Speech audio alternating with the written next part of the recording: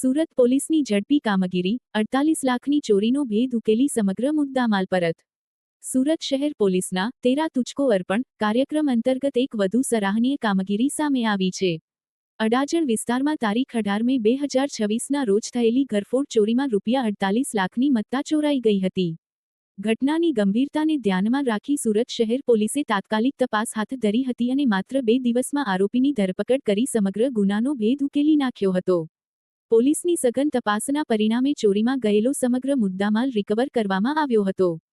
ત્યારબાદ માત્ર 20 દિવસની અંદર જ સંપૂર્ણ ₹48 લાખની રકમ સુરત પોલીસ કમિશનર અનુપમસિંહ ગેહલોતના વરદ હસ્તે ફરિયાદીને પરત સોંપવામાં આવી હતી. આ પ્રસંગે ફરિયાદીએ સુરત શહેર પોલીસની ઝડપી અને અસરકારક કામગીરી બદલ હૃદયપૂર્વક આભાર વ્યક્ત કર્યો હતો. પોલીસની આ કામગીરીથી નાગરિકોમાં વિશ્વાસ વધુ મજબૂત બન્યો છે અને સુરત પોલીસની જનમૈત્રી છબી વધુ ઉજાગર થઈ છે.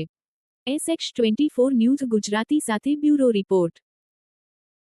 ખૂબ જ મહેનત કરી અને જે હું વિચારતો હતો કે આટલા સમયમાં મારું રિકવર થશે, એની જગ્યાએ બહુ હું ન માની શકું એવા સમયમાં આ લોકોએ કેસ સોલ્વ કરી આપ્યો. એ બદલ એમનો પણ ખૂબ ખૂબ આભાર માનું છું. બીજું કે સાહેબ 18 તારીખ 18/5 મારા ઘરે 2:30 થી 3 વાગે ઇન્સિડન્ટ બન્યો. મારી દીકરીએ 3 ને 5 કે 10 112 પર ફોન કર્યો. ફોનમાંથી સીધો 112માંથી એવું કહેવામાં આવ્યું કે તમારો ફોન કન્ટિન્યુ ચાલુ રાખજો, અમે 5 મિનિટમાં ત્યાં પહોંચીએ છીએ. અને સાહેબ 5 મિનિટમાં PCR વાન ત્યાં આવી ગઈ. પણ એકચ્યુઅલી તો સ્ટ્રેસમાં હતો. સાહેબે મને સાંત્વના આપી, પણ મને વિશ્વાસ નહીં હતો સાહેબ, દિલથી કહું તો એમ.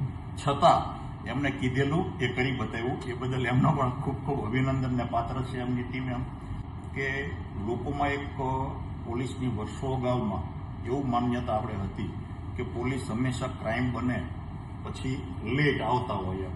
પણ મારા કેસમાં હું દિલથી એવું કહી શકું કે તમે જ્યાં સુધી અનુભવ નથી કર્યો પોલીસનો, ત્યાં સુધી તમને ખ્યાલ નથી કે આ લોકો કેટલી સ્પીડમાં ને કેટલું ફ્રેન્ડલી વાતાવરણમાં સરસ કામ કરી આપે છે આપણને.